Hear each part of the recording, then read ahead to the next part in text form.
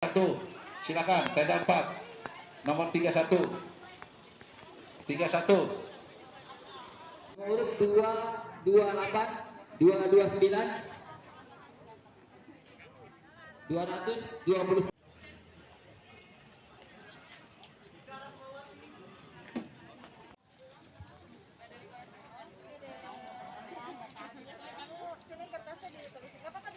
Bahwasannya pada titik Bapak Kapolri dan Bapak Panglima TNI beserta Kepala BNPB. Beliau menanyakan berapa orang yang belum divaksin, berapa yang sudah divaksin. Jadi memang masih ada sekitar 50 sekian persen, 58% ya yang belum divaksin, sehingga percepatan vaksinasi ini memang terus harus dilaksanakan bekerja sama 3 pilar dari kecamatan, puskesmas, kemudian dari TNI dan Polri, terus sikat vaksinasi sampai habis.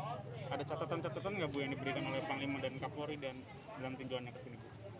Catatannya harapan ya Pak ya, harapannya semoga vaksinasi terus berjalan, warga diadvokasi terus untuk terus menjalani dosis 1 dan dosis 2 sampai habis ya, usia 12 tahun tervaksinasi semua. Itu aja sih tadi. Itu yang 58% itu khusus di daerah Duri-Pulo aja? Duri-Pulo saja.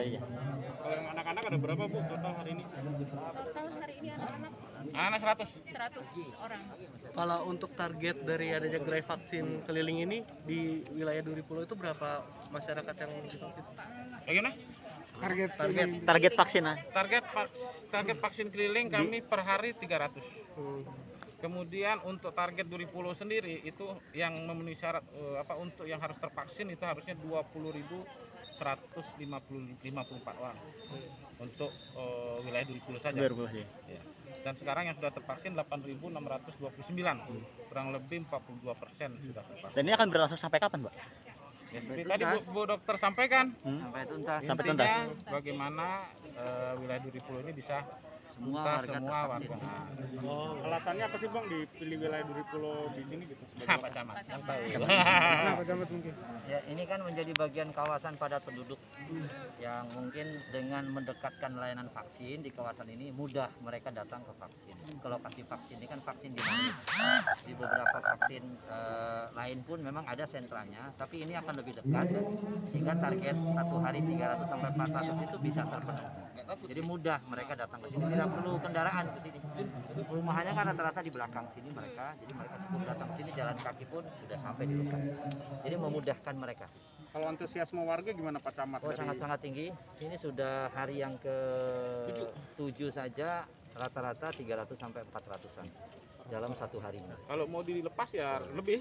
Malah kalau kita nggak atur mungkin bisa akan lebih meledak, dan tentunya kan juga menjaga stamina dari teman-teman tim nakes dan juga menjaga supaya tidak terjadi kerumunan.